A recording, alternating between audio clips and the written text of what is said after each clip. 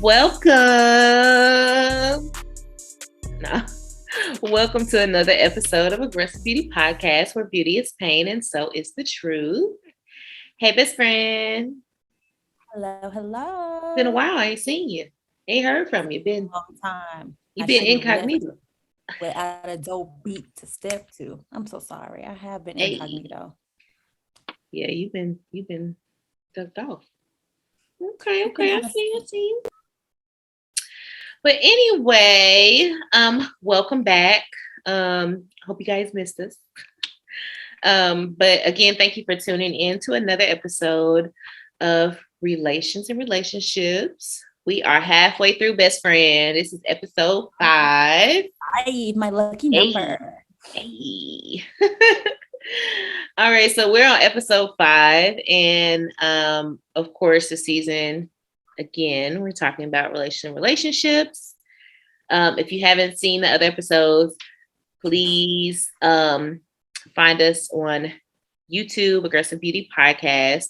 You can easily go to the Instagram page. There's a link in the bio.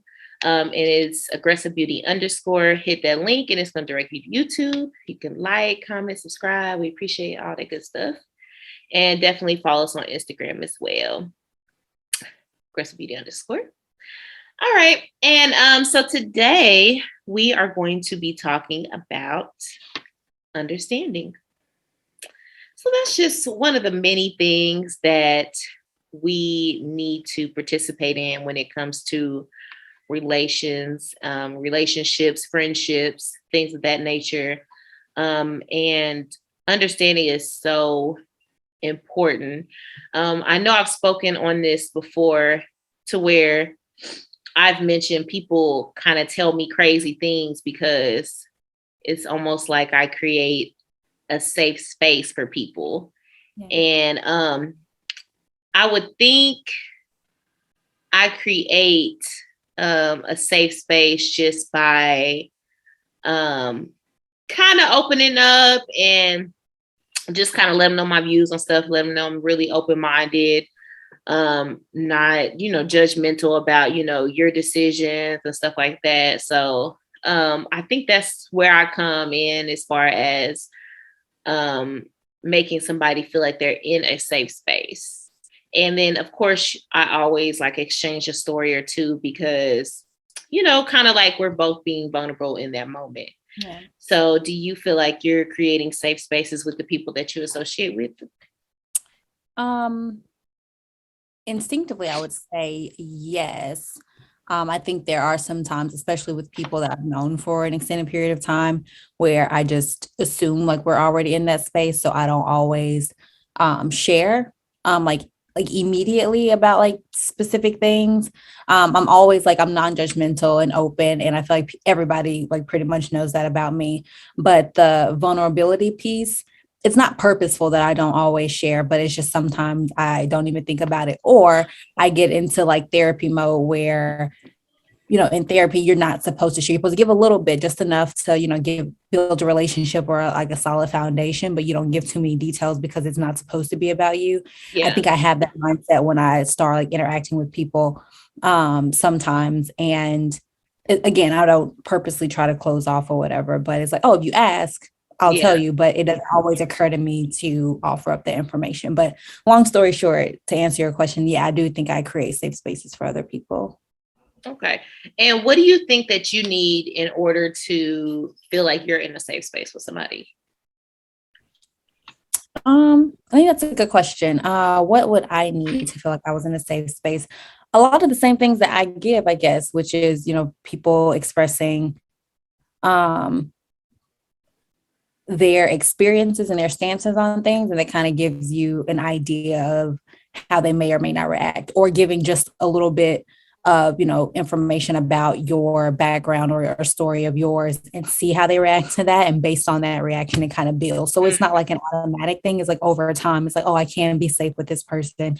I can give a little bit and I see how they react to it, and if it's a positive exchange, then I can continue to do so.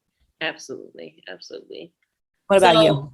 So, I actually do the same thing. I kind of throw something out there. I throw something out there, somebody to kind of test it. and see how they either go with the flow or kind of like judge you with it or something like that. And then off top, I would know, you know what I'm saying? And then over time, I would say that would grow into, of course, more serious topics and seeing how they react until you get to a situation that you're expressing that's super vulnerable. Of course, you building up to stuff like that. So naturally, I mean, I'd be vulnerable with my friends, even though I feel like a little bitch when I do it, but I be feeling like vulnerable with my friends. So you and Ice, I don't like doing it though. I hate it. That pride to eat you up. You know what I'm saying? When you pride and ego. Yeah. So definitely, it's hard to be vulnerable with somebody that is creating a safe space for you. So absolutely. But then that comes into learning your friends too. So learning the people that you have relationships with, knowing, you have different friends for different things. I would say you might have a friend that you can go out with. Then you might have a friend you could travel with, or you know what I'm saying? Stuff like that. You said what? I got a lot to say about this one. Yeah. Tell me about what kind of friends, what kind of friends you may have. So I have 5 friends. That's it. And all 5 of my friends are people I can do all of that shit with. I don't consider people who only fit into specific boxes as friends. And I'm very picky about that friend word or whatever. So if you just a bitch that I can only go out with, I probably don't want to go out with you. Because for me, and I remember making this distinction when I lived in Memphis. It was a girl who I was like, I thought she was like, a good friend of mine. And then we went out and it was a situation, a little violent situation or whatever. And I didn't feel safe with her. I was like, because with my friends, if I felt like there was a situation that popped off, I know I got your back and I know you got my back. Like there's no question about that. Any point in time where I have to wonder about a bitch that I'm with, not just the people who we're around, already going out into public spaces where I'm already anxious, but now I got to also worry about the people that I came with. We grew up in a whole, like you go together, like you come back together, like y'all, like you stay like this. Yeah. That's how I operate. And if I can't move in that way with you, what we going out for? I like to stay at home anyway. I cancel in a minute. I always try to stay home. What about the things, you have any friends that don't like to go out? That don't like to? Yeah, like that. Me and you about probably the most tit for tat, where it's like we like to go out. Yeah. But if you suggest that we don't have to, we can stay home. We can also have a good time. We are terrible with that. And that's on vacation. If you want to cancel these plans, it's fine with me. That shit's terrible. We could be anywhere. We could have traveled to go on a trip somewhere. And if I give a look and she had the same look, we ain't going. Find something on TV. Go get something to drink out the fridge because we got it. And we chilling on everything. We could we could be wherever. Yes. Now both of us have other friends where they will not fly. Oh my God. I swear to God. And we'd be looking at each other like, must we? Damn. We got friends that shit don't fly out of town. They'll convince you, give you a speech. Why are we all the way here and we're not doing this? I'm not. Why are we still sitting in the car?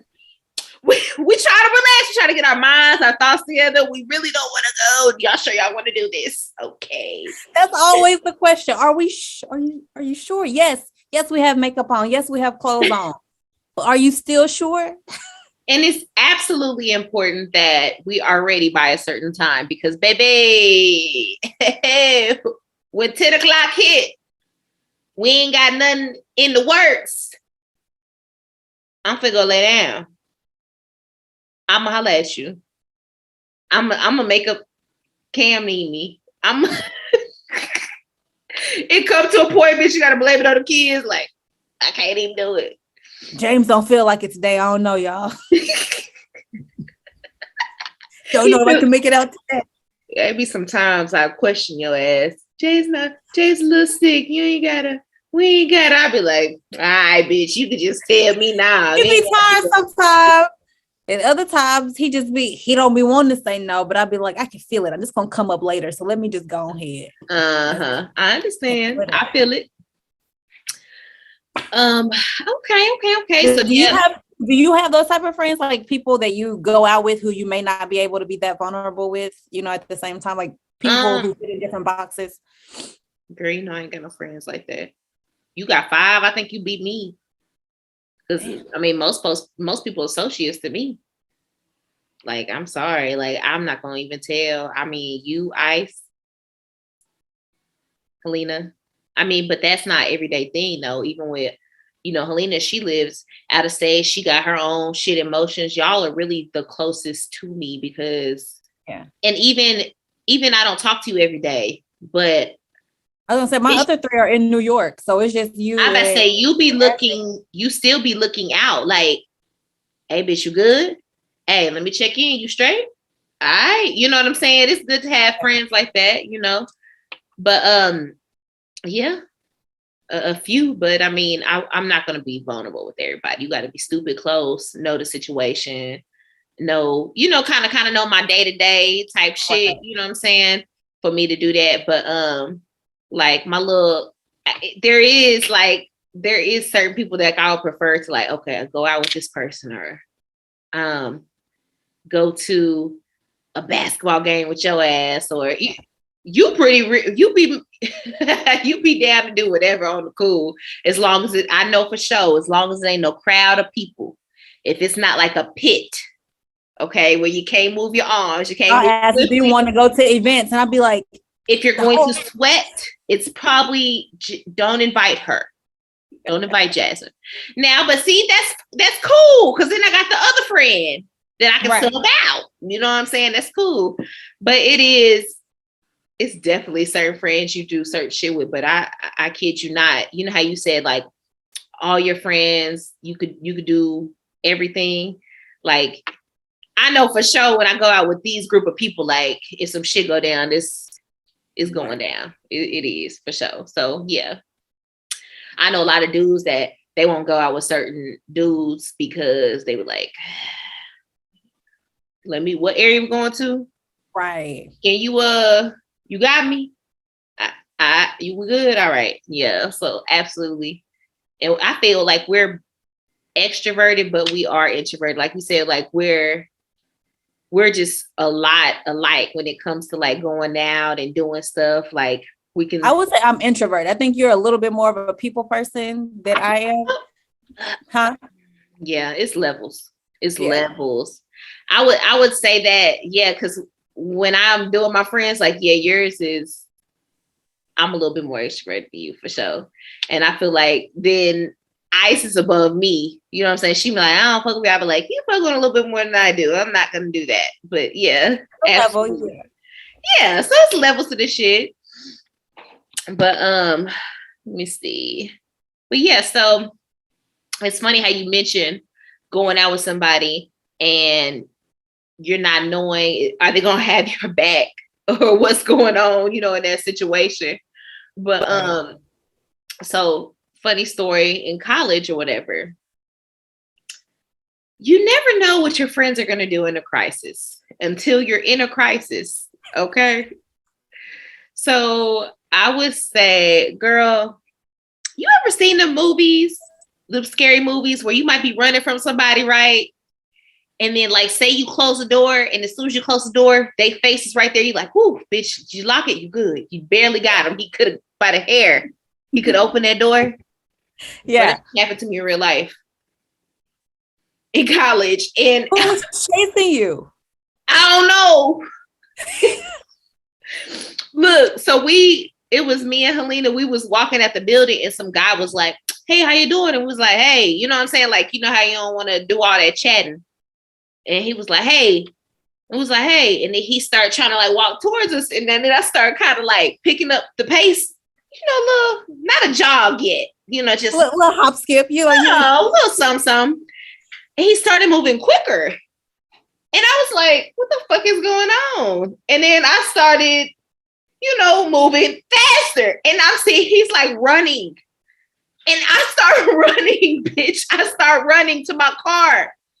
And literally, she got in last. And I literally closed the door and he was right there. And I said, what the fuck is going on? Let me talk to you. Let me just talk to you. Girl. Do you know? It's funny now, but it was scary as fuck then. Yeah. Do you know I said, yeah, we're not going to take you in no crisis. We're not going to do that. Why you leave this door open? Why you do this? Why you didn't close this door quick? You moving like everything cool. Everything is not cool right now. Like, who is this mother? I don't know. You panicking. We both can't be in panic. Somebody got to be thinking while we're panicking. Please. But girl, that story, that shit was so funny when I think about it. But I'm so glad we didn't die. I don't know. Happy you're here. Happy you're here. Look at God. But you don't have no like funny stories, bro, to where like you got your friends in a situation and they're like, bitch, I don't even know if I'm sure there's so many with us. I wouldn't say a crisis, but when you started fucking with that girl at the club, her little stinking sister came up and I was like, I don't even do drama, but now I'm here and I can't let this bitch act like she finna jump on my friend or whatever. So they talking, just let them sit back, sister, and like, because I'm here now. So it's that. Then in general, just I would say on a regular basis, obviously more when back in the day, it again, not a crisis, but I feel like we were like almost telepathic, bitch. Like, so anytime some shit came up and it was like, oh, I know this is a lie, but we're in it now or whatever. So Brooke already started talking, whether that was to parents, to niggas, to whoever. It was getting a plan together. And we gotta lie about it because we're in this together at this point. We always getting caught with alcohol and that and just being like, why is that the only time you ever been suspended?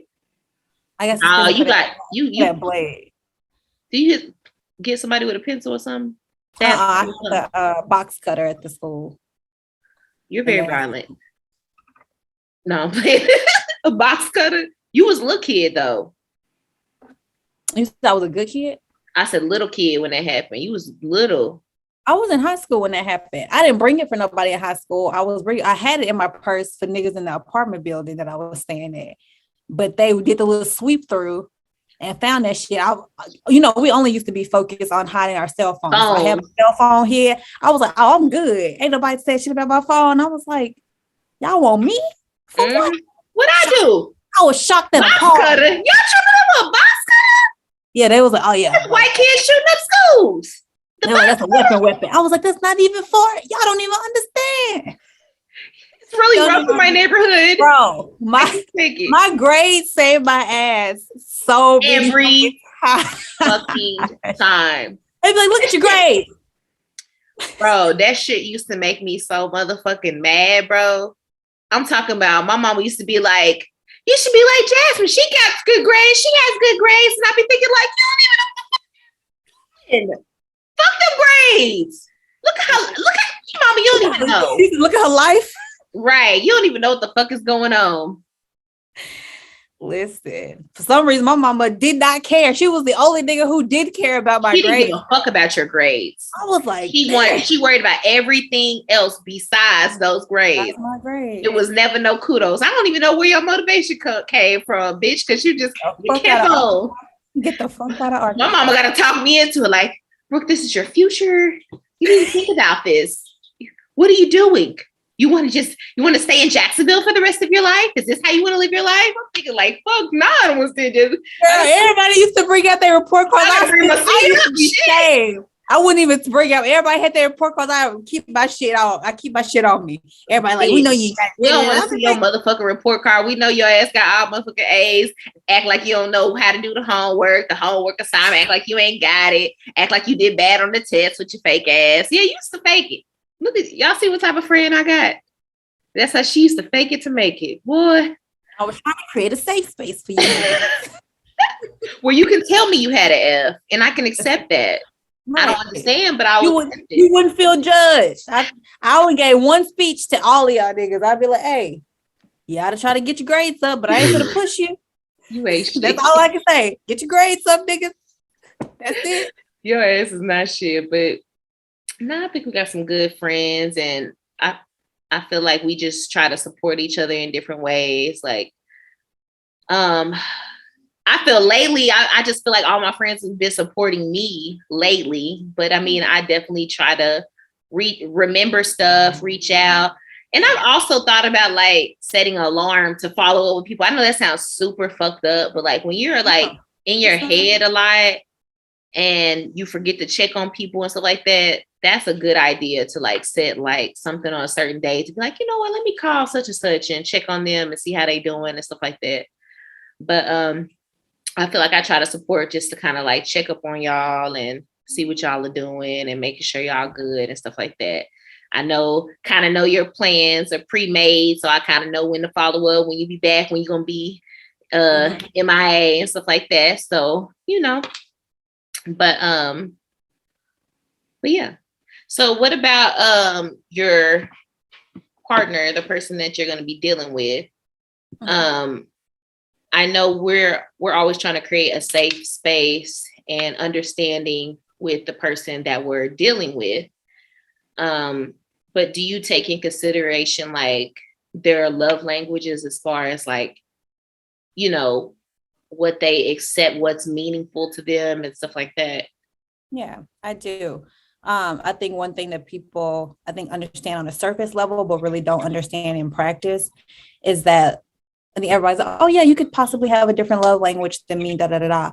But when you're in motion, like in those relationships, you are automatically most likely doing the things that you consider to be love, right? So my top love language is it's a tie between like quality time and acts of service. So I'm always doing in my head, like little things to make sure people, know, because that's what's natural to me and that's how I receive love. Right. But I think about, my partner and like her love language is like physical touch, right? And so it's like she isn't going to always talk through things all the time, right? Like, or always like have the words to express X, Y, and Z, or remember X, Y, and Z, but like she, wants to like cuddle or lay up or kiss or whatever. And that is how how she receives it. So if she is lacking or anything is going on or whatever, and I can be, around her, then that's what I do. Like, it's not just like, oh, let me clean up or let me do X, Y, and Z or whatever. It's like, this is what she needs to feel recharged. So I love her in the way that she wants to be loved. Or I think about previous partners, again, not always having the same love language as I do or whatever. And so before I learned in like really embodied this understanding, I would be like, I don't understand. Like, you should be lucky that you have me because I do X, Y, and Z, da, da, da. And they're like, logically, yes, that is appreciated. And I understand that, but I receive love by X, Y, and Z. And physical touch is probably lower on my, on my list or whatever, as we talked about, like how I feel about kissing and cuddling and stuff. Right. And so I have to like actively not work on it, because when you love somebody, like it doesn't feel like work, but I have to like kind of remind myself, it's like, oh yeah, like I am doing all of this, but this is how that person receives. And so let me do this. So I become more cuddly because I care about this person. And I want them to know that I love them. Yeah. And when you do that and it's more active in that way, I also get what I need back. So I get people who can give me acts of service or spend quality time or are thoughtful and stuff like that. And I think it's easier for people to do that when they feel like you're giving them what they need. Yeah, I feel like I'm the exact same way as far as like my thing is definitely gonna be quality time. So I feel like it is hard initially trying to learn somebody and kind of catch on if you don't ask directly, and some people don't really know. Right. Some people don't even know that that's what they value the most, so it's hard trying to learn somebody, try to catch on to that. And I feel like I've done that before, for years, trying to give somebody something the way I wanted it versus the way that they wanted it. So that's really, really important as far as love languages and trying to get to learn somebody.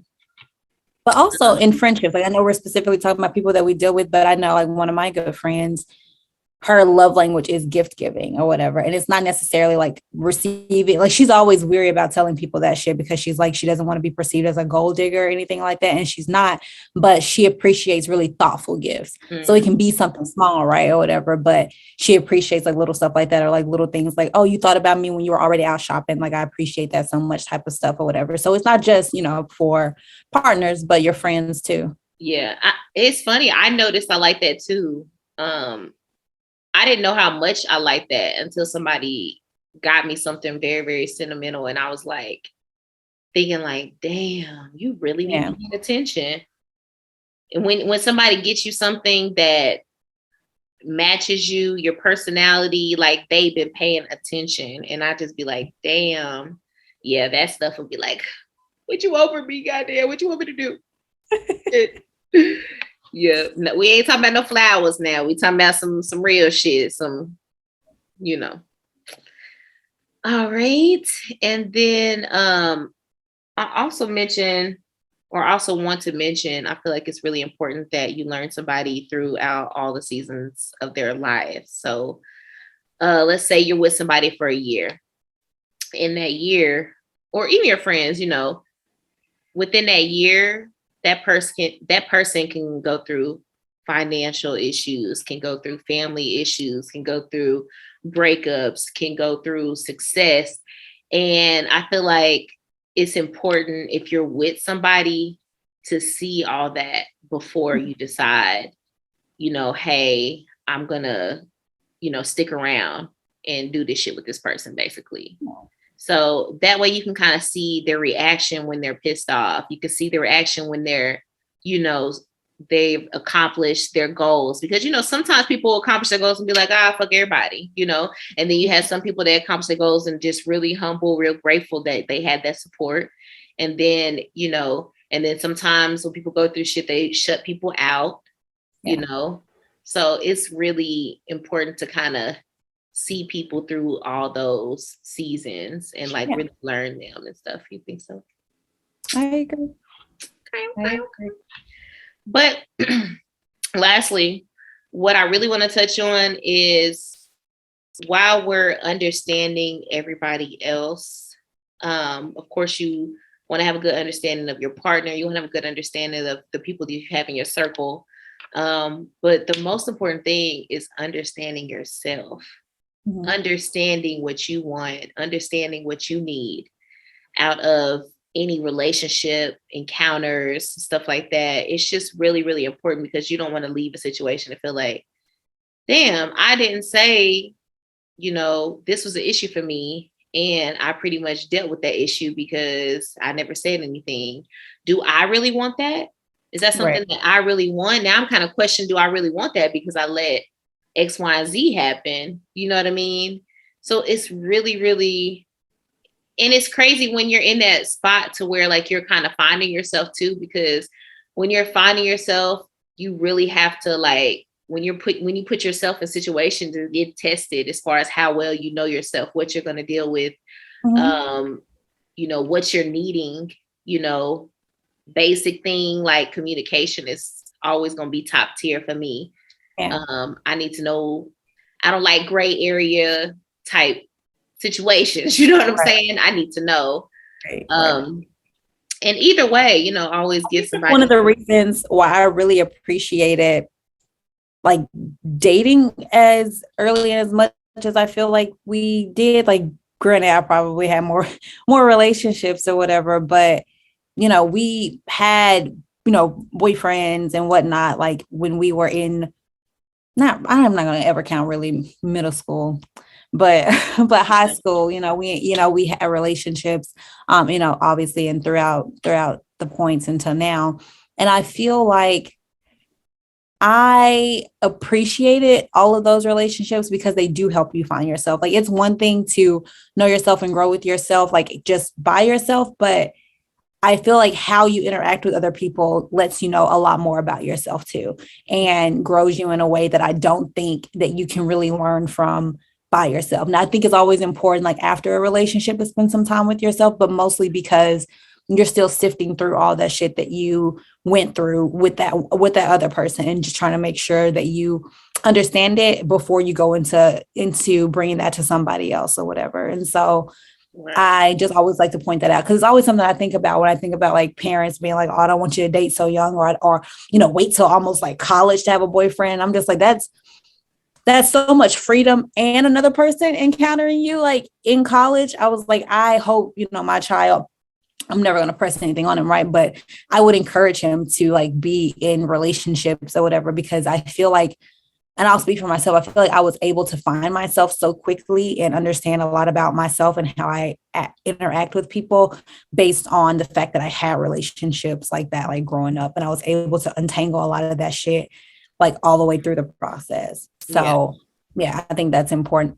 One important aspect of understanding yourself. As long as you're definitely paying attention to the people that you're interacting with, and also not interacting with the same type of people after that, because so that's that space in between where you should be learning from that situation and encounter. Right.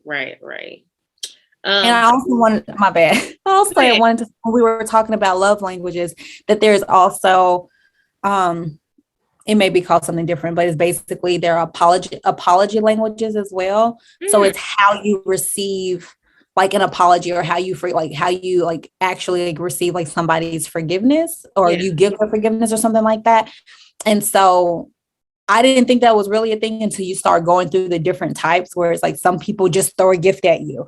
And again, my friend who likes gifts, that's not her apology language. She's like, I feel like that's a cover up or whatever. Her apology language, I forget exactly what it is, but there are different types where it's like, I need words, or I need actions, or I need you to, and the words is between like either just being like remorseful, or also saying what you're going to do, like some more like problem solving and stuff like that. It's like, how do you really like feel like something is resolved? And I think that's important in relationships too, when you think about like holding on to stuff, or what you decide to deal with or whatever. It's like, how do I feel like this apology is affecting me? With Jay, he's very quick to apologize, but it never feels authentic, because it's like, tell me what you're going to do, or why it's different than the last apology. So that's how I receive an apology. It's like, give me something tangible to see what's going to happen next. Not just like the words, I'm sorry, just don't work for me. And then just trying to do something for me after that. That's my love language. But some people just say, I'm sorry, and get you a gift, and you're supposed to be good after that. Right. You're supposed to have a conversation. Okay, I'm sorry. You good? Get over it. Like, right. It's like, I said, sorry. What more do you want? It's like, I want the problem to be solved. Really, since we just talking about fairy tales, nigga, I wish it didn't happen. Shit. Talk about something, you sorry. I also wish it just didn't happen. Right. I'm sorry too. I'm sorry. I'm dealing with this shit. Yeah. Right. Absolutely. Or talking about, I'm sorry. You is sorry. I'm glad you understand. Right. But no, like, I feel like, this episode is definitely dedicated to, just people. We want people to value relationships and understand people come from all different types of backgrounds, different types of abuse, all type of things we couldn't even think or imagine of going through, and somebody has already gone through it, So, but we also want to make sure we're pouring into those relationships like they're pouring into us, because hopefully you're getting something out of, having that type of relationship with somebody. So we definitely want to highlight. That's why, we're talking about understanding, because it's so important to just accept people for who they are, and understand yourself, as far as what you're accepting, what you value, what you need. And just, absolutely just, you have to look out for yourself. Nobody is going to do that. So that has to come first. Until you understand yourself and what you need and what you'll accept and all that good stuff, then you can't really start to do any of that pouring, Exactly. You can't pour from an empty cup, is what the people say. Absolutely not. Hey. Well, anyways, anything else you'd like to add, best friend? No, I agree with you. Relationships should be reciprocal. I don't believe that people, like when people do the whole thing about, love isn't or shouldn't be conditional. I feel like love as an action word is conditional. So love as emotional as an emotion. I don't think it's conditional. I can love you to death, but I don't have to have you actively in my life or in my presence or have, in an active relationship with you. I can love you from a distance. So Right. that feeling of love is not conditional, but the acts that come along with like real love, very Mm. much so conditional, because I only have so much time and energy and effort that I will put into somebody. So, and that's friends, partners, whatever. Yeah. And so I think everybody deserves a reciprocal type of love in that way. Yeah. And I And surround myself especially, with people who give that. yeah, you definitely don't want to be around somebody that's you just feel exhausted, drained, and just you feel like Take, it's just take. you. Yeah, it's not going well. But anyway, okay. Well, thank you guys so much for tuning in today. Mhm. Again, please visit the Instagram page, aggressive beauty underscore. Hit the link in the bio. We're on YouTube. Check out the past episodes as well for relations and relationships. We're on episode 5, and we're gonna catch you guys next week and give you some more good shit. All right.